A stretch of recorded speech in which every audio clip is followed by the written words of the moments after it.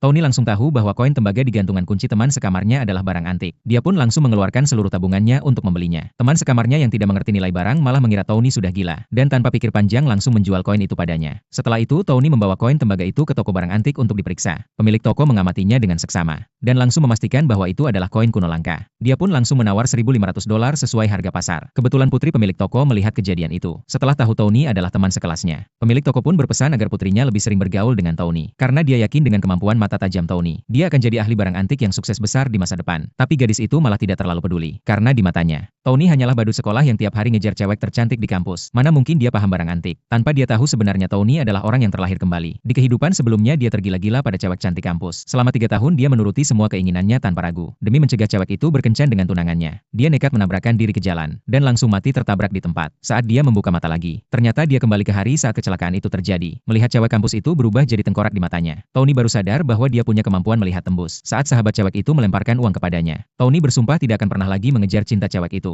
Dia ingin jadi orang terkaya, dan membuat cewek itu menyesal seumur hidup karena kesombongannya. Setelah dapat untung dari menjual koin kuno, Tony langsung pergi ke pasar barang antik. Bermodal mata tembusnya, dia segera menemukan botol tembakau kecil yang tampak biasa saja. Dia menawar sampai $200 dan berhasil membelinya. Lalu dia kembali ke toko barang antik sebelumnya sambil membawa botol itu. Pemilik toko langsung kegirangan saat melihatnya, dan langsung menawar $50.000 untuk membelinya. Tony pun untung bersih $49.000. Pemilik toko semakin yakin bahwa Tony bukan orang biasa. Dia pun kembali mengingatkan putrinya untuk mendekati Tony, demi menguji kemampuan Tony. Gadis itu dengan sukarela menawarkan tumpangan, dan mengantar Tony kembali ke kampus. Kebetulan cewek kampus yang dulu disukai Tony melihat adegan itu dari kejauhan. Tatapannya langsung berubah dingin, dan rasa iri membuncah di hatinya. Setelah sampai di asrama, Tony melihat teman sekamarnya sedang main saham. Tony langsung memperhatikan dengan cermat, dan melihat bahwa saham yang dibeli temannya akan segera anjlok. Ternyata kemampuan tembus Tony tidak hanya bisa lihat barang antik, tapi juga bisa melihat pergerakan saham. Temannya awalnya mengira Tony hanya asal bicara, tapi tak disangka detik berikutnya, saham itu langsung anjlok sampai batas bawah. Saat itu juga, ketua kelas datang memberitahu Tony agar segera masuk kelas. Ternyata mereka semua adalah mahasiswa jurusan keuangan, dan hari itu dosen akan mengajar praktik pasar saham. Saat dosen bertanya siapa saja yang sudah punya akun saham, seluruh kelas mengangkat tangan. Hanya Tony yang malu-malu memegang buku pelajaran, karena dia sudah miskin sampai uang kuliah pun hampir tak sanggup dibayar. Meski kemarin dapat untung sedikit, tapi membuka akun saham tidak bisa langsung selesai. Tony pun dimarahi dosen di depan kelas. Saat pelajaran dimulai, Tony langsung mengambil ponsel temannya, dan membeli saham yang dilarang dosen untuk dibeli. Dosen yang marah langsung mengusir Tony dari kelas. Teman-teman juga menertawakannya. Lalu dosen menyuruh semua orang membeli 2 saham yang dia rekomendasikan. Tak disangka beberapa saat kemudian, 2 saham rekomendasi dosen justru anjlok bersamaan. Sementara saham yang dibeli Tony malah naik sampai batas atas. Saat semua orang masih terkejut, Tony menerima telepon dari pemilik toko barang antik, yang mengundangnya datang untuk memeriksa barang baru. Tony pun setuju karena ingin membantu. Dia berjalan ke jalanan sambil bersiap naik bus. Tapi tak disangka cewek kampus itu tiba-tiba muncul dengan mobil dan berhenti di depannya.